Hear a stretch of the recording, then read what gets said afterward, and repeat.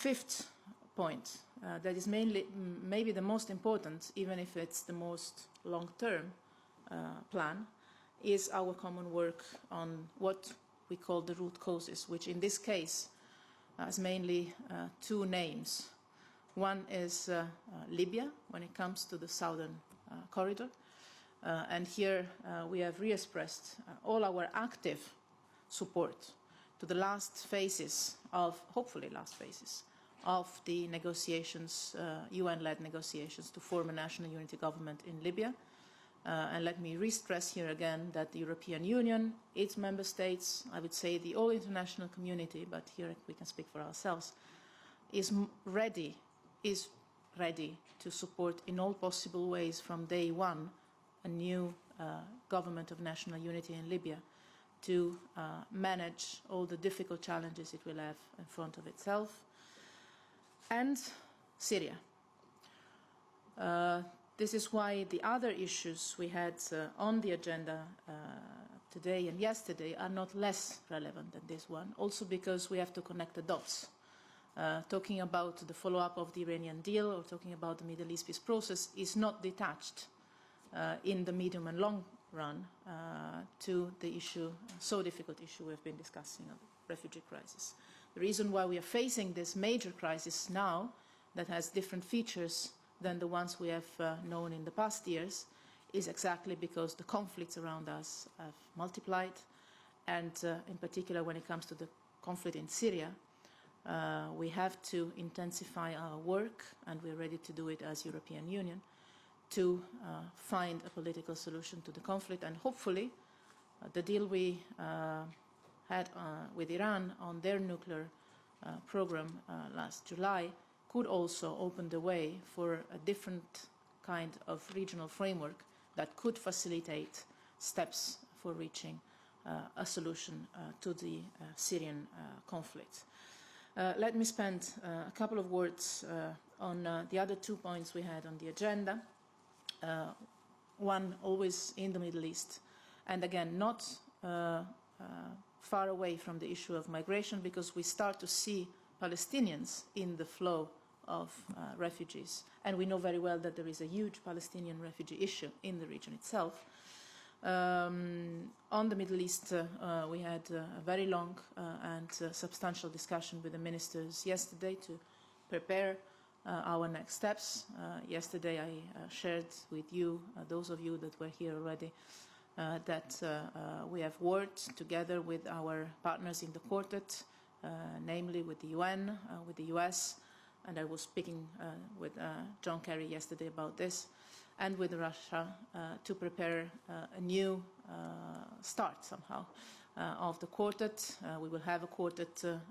principles, Quartet Foreign Ministers meeting together with Ban Ki-moon at the margins of the General Assembly later this month,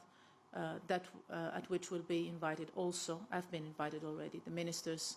of Egypt, Jordan, Saudi Arabia, and the Secretary General of the Arab League. This is not irrelevant, because we have to build partnerships and a common work in the region, and our region is also the Mediterranean, the Middle East, and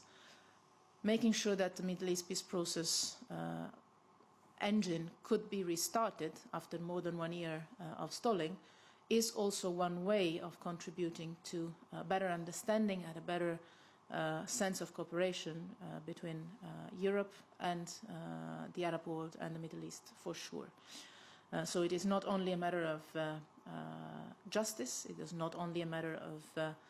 need for peace and stability and security, because the Middle East conflict, when it comes to Israel and Palestine, is decades long, but there is one additional element recently, which is the presence of Daesh in the region, which should not be underestimated. So it is also our common interest to tackle this issue, even if it is not the top issue on the agenda or a mediatic issue so much. So it is very important.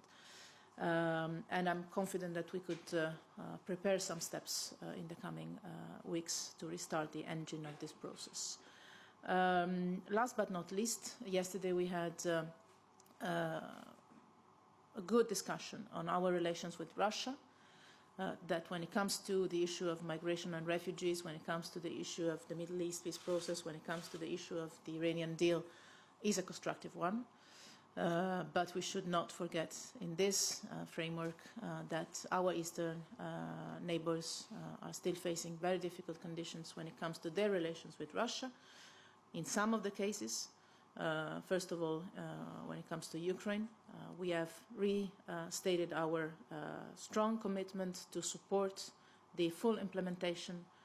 of the Minsk agreements. Our European Union contribution to that, as you know, is the facilitation of the trilateral talks, especially those on energy and gas, and on the other side on the implementation of the DSFTA. But we also discussed about our relations with our other Eastern partners, in particular focusing on the developments in Belarus, which are obviously very encouraging with the release of the prisoners we have witnessed in the 22nd of August, and the developments we are seeing both in Georgia, in Moldova, and also with attention to developments in Azerbaijan and in Armenia. After the Riga summit in particular, we need to strengthen our work and our relation also with our partners in the East. The fact that we have major issue to face to our southern and eastern southern borders as the refugee crisis and many conflicts